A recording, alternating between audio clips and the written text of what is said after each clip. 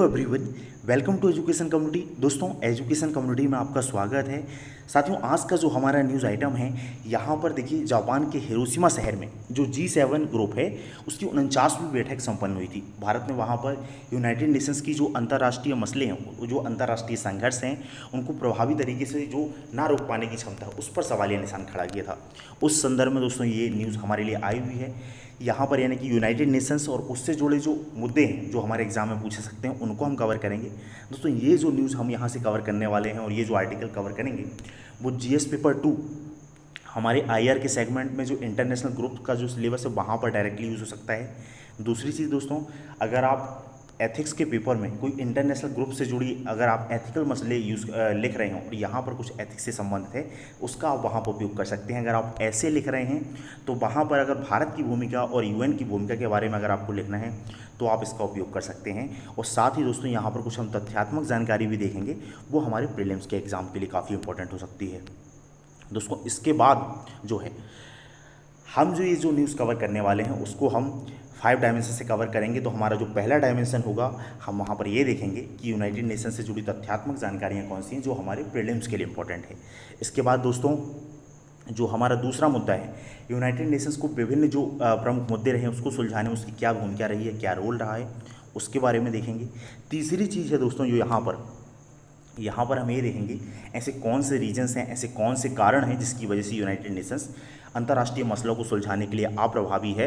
और इसके साथ दोस्तों हम आगे इसके पक्ष में देखेंगे यानी समाधान पक्ष में कि क्या उपाय किए जा सकते हैं ताकि यूनाइटेड नेशंस की प्रासंगिकता बनी रहे, वो और अच्छे तरीके से विश्व शांति और स्थिरता को मेंटेन करने के लिए काम करे।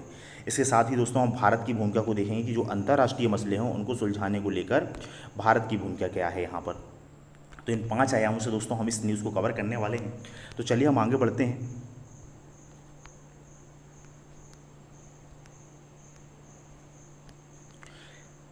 तो देखिए दोस्तों, 1945 में US के न्यूयॉर्क शहर में यूनाइटेड नेशंस की हमने स्थापना करी थी, यानी कि यूनाइटेड नेशंस की स्थापना की गई थी। इसके पहले दोस्तों जब फर्स्ट वर्ल्ड वॉर हुआ था उसके बाद लीग ऑफ नेशन बनाया गया था। तो लीग ऑफ नेशन बनाने के बाद भी क्या है वो इतना प्रभावी नहीं था, इसलिए सेकेंड वर्ल्ड वॉर हो गया और फिर ऐसी ज़रूरत महसूस की गई कि हमको एक और प्रभावकारी संगठन बनाने की ज़रूरत है। इसलिए फिर यहाँ पर यूनाइटेड नेशंस की स्थापना की गई। इसका प्रमुख उद्देश्य है कि विश्व में शांति रहे, सुरक्षा रहे और स्थिरता को बनाए रखा सके। इसके और उद्देश्यों में शामिल करें दोस्तों जैसे कि अंतर्राष्ट्रीय शांति और सुरक्षा को बनाए रखना, फिर मानवाधिकारों की रक्षा करना, मानवीय सहायता प्रदान करना, इसके अलावा दोस्तों सतत विकास को बढ़ावा देना और अंतर्राष्ट्रीय कानूनी व्यवस्था को बनाए रखना सुचारू रूप से ताकि वो चलती रहे। वर्तमान में इसके सदस्यों की बात करें दोस्तों तो 193 मेंबर इसके सदस्य हैं और भारत भी एक सदस्य है। साथियों, यूनाइटेड नेशन जो देखिए साथियों जो यूनाइटेड नेशन है वहाँ पर इसके 6 ऑर्गन हैं। एक है UN जनरल असेंबली जिसको हम UN महासभा के तौर पे जानते हैं। दूसरा ऑर्गन है यूनाइटेड नेशन सिक्योरिटी काउंसिल जो सुरक्षा परिषद के तौर पे जाना जाता है। तीसरा है UN सेक्रेटरीट है। इसके अलावा दोस्तों एक और है united nation economic and social council, आर्थिक एवं सामाजिक परिषद, और एक है UN ट्रस्टीशिप काउंसिल। इसके अलावा दोस्तों एक अंतर्राष्ट्रीय न्यायालय भी है। साथियों, ज़्यादातर जो हम ऑर्गेनाइजेशंस के बारे में जानते हैं, चाहे UNSCR हो, चाहे UNESCO हो, ऐसी बहुत सारी जो ऑर्गेनाइजेशन हैं, संस्थाएं हैं, वो ज़्यादातर हमारी जो ऑर्गेनाइजेशन हैं वो UN महासभा, UN जनरल असेंबली और इकोसॉक के अंदर में आती हैं। तो कभी अगर आप पढ़ा है आपने डायरेक्टली तो ठीक है, नहीं पढ़ा है तो भी आप ऐसे गैस कर सकते हैं। आप इंटरनेट में भी सर्च करके निकाल सकते हैं कौन कौन सी ऑर्गेनाइजेशन है वो किस बॉडी के अंतर्गत आती हैं यूनाइटेड नेशंस की। तो ज़्यादातर लेकिन ऑर्गेनाइजेशन है जो मैक्सिमम वो जनरल असेंबली और United nation economic and social council के अंतर्गत आती हैं। तो दोस्तों अगर हम यहाँ पर ऐतिहासिक रूप से संयुक्त राष्ट्र के द्वारा जो रोल प्ले किया गया है उसकी अगर हम भूमिकाओं को लेकर सवाल या बात करें यहाँ पर, तो पहला मुद्दा है शांति और सुरक्षा को बनाए रखने में यूनाइटेड नेशन की भूमिका। तो देखिए दोस्तों यहाँ पर कुछ उदाहरण हैं जैसे कि नॉर्दर्न आयरलैंड में जो गुड फ्राइडे समझौता हुआ था और सूडान में व्यापक शांति समझौता, ये समझौते बताते हैं कि यूनाइटेड नेशन ने शांति बनाए रखने में बड़ी भूमिका का निर्वहन किया है। साथ ही दोस्तों जो यूनाइटेड नेशंस के शांति स्थापना मिशन होते हैं जो संघर्षरत क्षेत्रों में शांति स्थापित करने का काम करते हैं, वहाँ पर डेवलपमेंट का काम करते हैं, वो भी सकारात्मक परिवर्तनों को बढ़ावा देने में अपना योगदान देते हैं। तो इस तरीके से इसकी एक पॉजिटिव भूमिका रही है। दूसरा दोस्तों मुद्दा है डीकोलोनाइजेशन एंड सेल्फ डिटर्मिनेशन, यानी कि विऔपनिवेशीकरण और आत्मनिर्णय।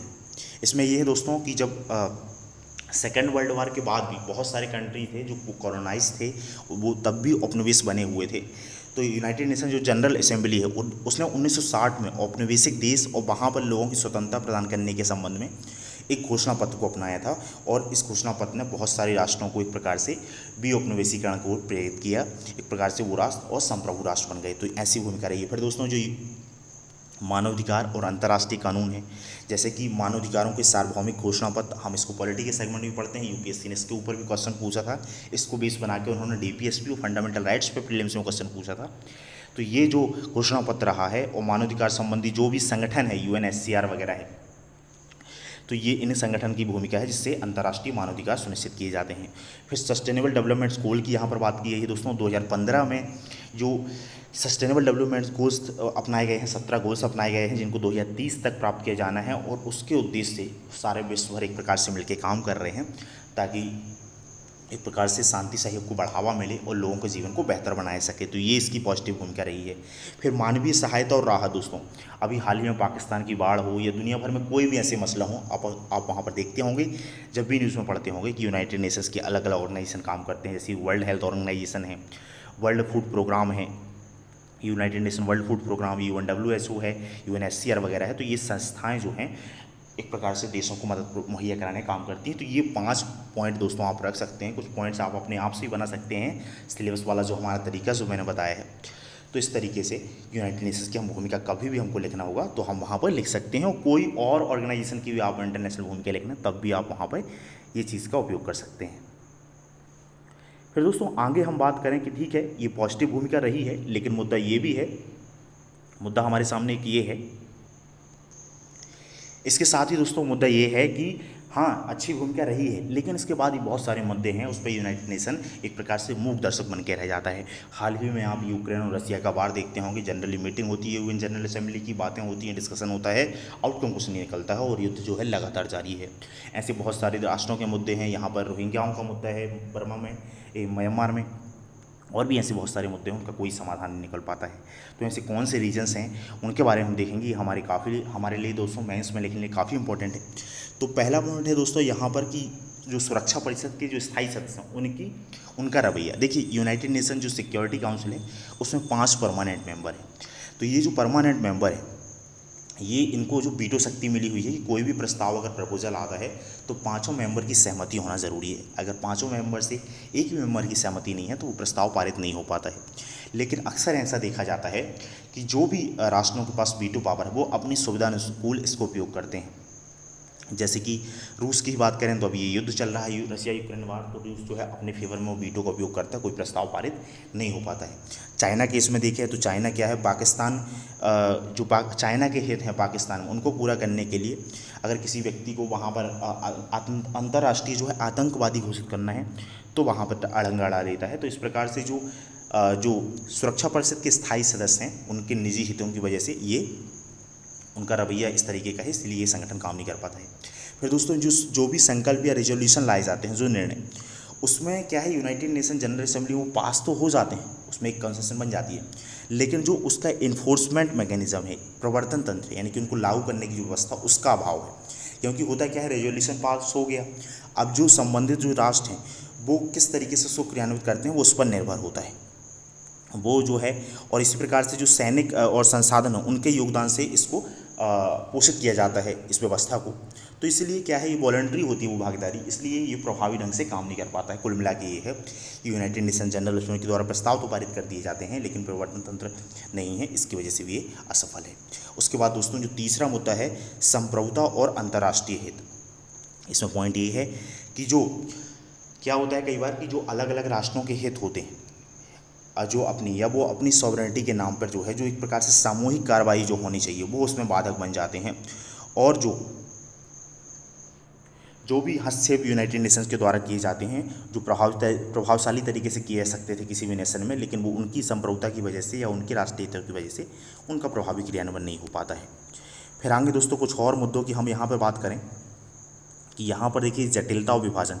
अब है क्या कि बहुत सारे मेंबर हैं, तो कई बार ऐसे मुद्दे आ जाते हैं कि वहाँ पर कॉन्सेंसस बनाना, एक प्रकार का एक कॉन्सेंसस बनाना एक प्रकार से, यानी कि एक प्रकार की सहमति बनाना वहाँ पर मुश्किल हो जाता है। तो ये जटिलता और विभाजन देखने को मिलता है जब भी, और विभाजन का मतलब कि भाई कोई भी रेजोल्यूशन जब आता है, कोई भी प्रस्ताव आता है तो एक सहमति नहीं बन पाती है, उसकी वजह से ये संघर्ष हमको देखने को मिलता है। इसके साथ ही दोस्तों ऐसे बहुत सारे पॉलिटिकल, इकोनॉमिकल और सोशल और धार्मिक मामलों से भी गहराई से कई मुद्दे संघर्ष आमतौर पर जुड़े होते हैं और उनके लिए एक प्रकार का समग्र समाधान की आवश्यकता होती है।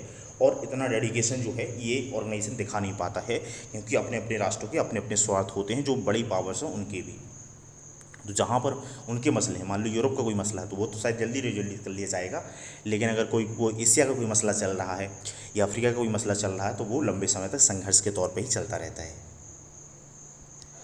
फिर दोस्तों अगर हम यूनाइटेड नेशंस को प्रभावी करने की बात करें कि कौन से ऐसे तरीके हैं जिससे इसको प्रभावी बनाया जा सकता है, तो उसके में देखिए क्या है कि संघर्ष निवारक जो प्रयास हैं उनको मजबूत करना, कि जो संघर्ष को रोकने का काम है कि भाई स्टार्ट ही ना हो, जो एक प्रकार से निवारक कूटनीति है, प्रिवेंटिव डिप्लोमेसी, दोस्तों इस तरीके के शब्दों का आपको उपयोग करना चाहिए, इससे वजन बढ़ जाता है, इसको अपनाना चाहिए। और जो मध्यस्थता और सुलह जैसे साधन है इसका प्रभावी ढंग से उपयोग किया जाना चाहिए, यानी कि जो संघर्ष स्टार्ट होने वाले हों अगर हम उसमें पहले ही उपचारात्मक कार्रवाई कर लें, एक प्रकार से वहाँ पर एक हम प्रिवेंटिव कार्रवाई कर लें, निवारात्मक कार्रवाई, कि भाई उनको पहले स्टार्ट होने से पहले ही रोक दें और मध्यस्थता सुलह जैसे उपाय अपनाएं तो उनको रोका जा सकता है। फिर यूएन जो सिक्योरिटी काउंसिल है दोस्तों उस पर सुधार की आवश्यकता है, ये अलग से एक मुद्दा है, कभी हम इसको कवर करेंगे। वहाँ पर और भी जो अफ्रीका है, एशिया है और जो लैटिन अमेरिका है वहाँ पर भी प्रतिनिधित्व वगैरह बढ़ाए जाने की ज़रूरत है, और जो वीटो सिस्टम है उसमें भी रिफॉर्म की आवश्यकता है। फिर जो दोस्तों शांति स्थापना मिशन भेजे जाते हैं यूएन के द्वारा, उनमें भी जो प्रशिक्षण है और उनकी जो क्षमताएं, उनके कर्तव्य हैं, उनको ज़मीनी स्तर पर और प्रभावी बनाने की आवश्यकता है। इसके बाद दोस्तों जो क्षेत्रीय संगठनों के साथ सहयोग बढ़ाना चाहिए यूनाइटेड नेशन को, जैसे कि क्षेत्रीय संगठन है, अफ्रीकी संघ है, यूरोपीय संघ है, आसियान है। हालांकि ये भी जो संगठन है वो यूएन जनरल असेंबली है उसमें सहभागिता करते हैं, लेकिन और हमको बेहतर कॉपरेशन की ज़रूरत है। और दोस्तों कई बार क्या होता है कि आप ऊपर से मर्ज आपके ऊपर कोई भी आपको मर्ज हो गया है, कोई भी समस्या चल रही है, आप ऊपर से दवाई देते जा रहे हैं, लेकिन उसका जो मूल जड़ है, मूल कारण है, उसको समाप्त नहीं कर रहे हैं। तो ज़रूरी है कि कोई भी जो मुद्दा चल रहा है उसमें जो मूल कारण है, और जैसे कि उसमें शामिल हो सकते हैं गरीबी है, असमानता है, शासन से संबंधित जो मुद्दे हैं उनको शामिल करना उनको जो है उनका समाधान करना ज़रूरी है, उनका पता लगाना और उनका समाधान करना ज़रूरी है। वह दोस्तों एक चीज़ ये भी है कि कोई भी काम किया जाता है, चाहे कोई ऑर्गेनाइजेशन की बात हो, चाहे नेशन की बात हो, चाहे फैमिली की बात हो, सोसाइटी की बात हो, सबसे मुद्दा आ जाता है कि किसी भी चीज़ को आप कितनी अच्छी प्लानिंग्स बना लें, उसके लिए जो है पर्याप्त संसाधन होने ज़रूरी हैं। तो एक प्रकार से जो सदस्य देश हैं उनकी वित्तीय जो प्रतिबद्धताएं हैं उनको पूरा करना चाहिए। दोस्तों जब आप प्रीलिम्स में पॉइंट्स लिखते हैं, जो भी आप आंसर लिखते हैं, तो जब आप आंसर का प्रॉपर स्ट्रक्चर सीख जाते हैं लिखने के लिए, प्रॉपर जितने भी डायमेंशन है उसको एड्रेस करना सीख जाते हैं, तो एक चीज़ आ जाती है कीवर्ड। आप अच्छे कीवर्ड्स का जब उपयोग करते हैं तो एग्जामिनर का ध्यान जाता है और उसकी वजह से भी आपको अच्छे मार्क्स मिलते हैं। तो जैसे कि यहाँ पर वित्तीय प्रतिबद्धताएं शब्द आ गया, मध्यस्थता, सुलह, निवारक कूटनीति वगैरह, ऐसे शब्दों का आपको उपयोग करना चाहिए। फिर दोस्तों एक चीज़ है रिस्पॉन्सिबिलिटी टू प्रोटेक्ट सिद्धांत, इसको मजबूत करना है। इसमें क्या है कि जो संयुक्त राष्ट्र के लोगों को, देशों के विश्वास को बढ़ावा देगा, इस सिद्धांत को अपनाए जाने की ज़रूरत है। दोस्तों निष्कर्ष में पढ़ता नहीं हूँ, इसका वजह ये है कि आप लोग पढ़िए इसको और आंसर पढ़ के आप अपनी अंडरस्टैंडिंग के हिसाब से लिखिए। अगर आपको लगता है कुछ और भी निष्कर्ष अपनाया जा सकता है तो भी आप उसको अपना सकते हैं, बशर्ते वो काफ़ी पॉजिटिव होना चाहिए और एक प्रकार से सॉल्यूशन ओरिएंटेड होना चाहिए। फिर एक और डायमेंशन है दोस्तों हम इसको कवर करने के लिए कि जो वैश्विक संघर्ष रहे हैं हाल के समय में, हमने वहाँ पे देखा है कि देखिए दोस्तों यहाँ पर कुछ और मुद्दे थे उनको कवर किया जा सकता था। जैसे कुछ और मुद्दे थे, जो कोविड महामारी का मुद्दा था उसको यूनाइटेड नेशन भी उसने सफलतापूर्वक उसने करवाने में असफल रहा। हालांकि बाद में उसने कुछ ऐसे उपाय ज़रूर किए ताकि अलग अलग देशों को वैक्सीन वगैरह मिल सके। तो यहाँ पर ऐसे मुद्दों को भी आप शामिल कर सकते हैं, क्योंकि मैगज़ीन में भी क्या होता है, जो मैगज़ीन लिखने वाला है, जो राइटर है, मैंने भी बहुत सारी टेस्ट सीरीज़ वगैरह लिखी हैं, कुछ किताबों को कंपाइल किया है। तो मुद्दा ये आता है कि भाई अब जो आर्टिकल ऑलरेडी चल रहा है तो वो सामने वाले ने रिसर्च किया, वो वाला उठाया और उसके अकॉर्डिंग पॉइंट बना लिए, कुछ और उसके पास अगर ऑलरेडी कंटेंट था वो उठा लिया। लेकिन अगर आप करंट अफेयर्स डेली सुनते रहते हैं तो कुछ और मुद्दे आते रहते हैं, एक ही मुद्दे को लेकर कई बार एक पूरा आर्टिकल आ जाता है और यूपीएससी उस डायमेंशन में क्वेश्चन पूछ लेता है। इसलिए आप डेली जो कहीं से भी अगर आप डिस्कशन वगैरह सुनते रहते हैं, या कुछ नहीं ऑल इंडिया रेडियो आप सुनते रहते हैं, तो वहाँ से भी पॉइंट्स मिल जाते हैं, आप उनको भी ऐड कर लें अपने नोट्स में। अब दोस्तों हम एक और डायमेंशन से बात करें यहाँ पर कि वैश्विक संघर्षों को समाप्त करने में भारत की भूमिका। तो देखिए जो मध्यस्थता और कूटनीति है यहाँ पर भारत की भूमिका हो सकती है, और भारत ने यहाँ पर जैसे अलग अलग संघर्ष जो होते हैं, जैसे कि रसिया और यूक्रेन का संघर्ष है, तो वहाँ पर बेस्ट जो है भारत को आगे बढ़ाना चाह रहा है कि भारत यहाँ पर कुछ समाधान निकलवा सकता है। तो मध्यस्थता और कूटनीति को लेकर भारत ने ऐसे जो काम है प्रोत्साहित सुलह करवाने पर बल देता है, भारत का ये सिद्धांत रहता है। फिर दोस्तों जो हमारा गुटनिरपेक्ष आंदोलन था, नॉन अलाइंड मूवमेंट था, इसमें क्या था कि भारत इसका एक संस्थापक सदस्य था और ये भी जो वैश्विक संघर्ष है उनके शांतिपूर्ण समाधानों को समर्थन करता था। इसमें क्या था कि दूसरे देशों की संप्रभुता को स्वीकार करना, आत्मनिर्णय कि वो राष्ट्र अपने मामले में खुद ही निर्णय लें और बाहरी हस्तक्षेप ना हो, तो इस सिद्धांत को प्रमोट करता था। इस सिद्धांत तो एक प्रकार से द्विपक्षीय संघर्ष है उसको रोकने का काम करके एक प्रकार से शांति और सह स्थापना उसको बढ़ावा देता। फिर दोस्तों भारत का एक और दृष्टिकोण रहा है कि विकास सहयोग की समाधान के लिए भाई ज़रूरत है कोई देश को वहाँ पर डेवलपमेंट्स की जो नीड है उनके लिए हेल्प की जरूर जाने की भी ज़रूरत है। जैसे कि अगर हम अफगानिस्तान की बात करें तो लगभग $3 बिलियन हमने वहाँ पर इन्वेस्ट किए थे। वहाँ पर सलमा डैम वगैरह है या वहाँ की जो पार्लियामेंट है वो हमने बिल्डअप किया। फिर इसी प्रकार से अफ्रीका में जो हमारे प्रोजेक्ट्स हैं वो डेवलपमेंटल हैं, वो वहाँ की वेलफेयर के लिए हैं, ना कि चाइना की तरह वहाँ पर लूटने वाले हैं कि भाई जाओ उधार दो और कर्जे में डुबा दो फिर उनको बर्बाद कर दो। इस प्रकार दोस्तों एक और चीज़ है फिर आगे आतंकवाद रोधी प्रयास। भारत का हमेशा से प्रयास रहा है कि आतंकवाद भी एक बड़ा मुद्दा है, तो उसको भी मिल के समाधान उसके लिए निकाला जाए और भारत अलग अलग मंचों पर उठाता रहता है। अब देखिए वही है जैसे आतंकवाद की डेफिनेशन है, अब वहाँ पर कोई कॉन्सेंस जो है एक प्रकार की कोई सहमति बन नहीं पा रही है। मामला ये है कि P5 कंट्री हैं वो तैयार हो नहीं पा रहे हैं, तो कोई प्रॉपर जो है एक कॉमन डेफिनेशन बन नहीं पा रही है। तो ऐसे मुद्दे होते हैं, इसलिए हमको इसको रिफॉर्म की ज़रूरत है इस ऑर्गेनाइजेशन को। और भारत जैसे देश को जहाँ पर दुनिया की लगभग 1/5 जो है पॉपुलेशन रहती है उसको एक प्रकार से वीटो पावर दिए जाने की ज़रूरत है। इतना बड़ा जो दुनिया का सबसे बड़ा डेमोक्रेटिक कंट्री है उसको वीटो पावर दिए जाने की आवश्यकता है। फिर दोस्तों शांति स्थापना मिशन है, भारत उसमें बहुत सहयोग करता है। सैनिक नंबर ऑफ सैनिक की बात करें तो सबसे ज़्यादा भारत के द्वारा सैनिकों का कंट्रीब्यूशन किया जाता है। हाल ही में जो लेबनान है, कॉन्गो है, साउथ सुडान, हैती वगैरह है, वहाँ पर स्थिरता बनाए रखने के लिए और नागरिकों की बेहतरी के लिए भारत वहाँ पर शांति जो प्रक्रियाएँ बढ़ावा देने के लिए भारत ने महत्वपूर्ण भूमिकाओं का निर्वहन किया है। एक आर्टिकल देखिए, अगर आप IR के जो वीडियोस इस चैनल में पड़े हुए हैं वहाँ पर अगर आप देखेंगे वीडियोस, वो विजन की जो लास्ट ईयर की जो मैगजीन है उसके कुछ न्यूज़ थे, तो वहाँ पर हमने देखा था कि कहाँ का इसका जो यहाँ पर कुछ हमने पॉइंट्स की बात की, जैसे नैम की बात कर ली या शांति स्थापना मिशन की, वहाँ पर पूरे के पूरे आर्टिकल ही उसी पे बेस हैं। तो इस तरीके से हमको ये चीज़ें कवर करनी थी। तो दोस्तों थैंक यू सो मच। अगर ये वीडियो आपको बढ़िया लगता है तो आप इसको अपने और भी साथियों के साथ साझा कर सकते हैं और वीडियो को लाइक कर सकते हैं, चैनल को सब्सक्राइब कर सकते हैं। थैंक यू दोस्तों, थैंक यू सो मच।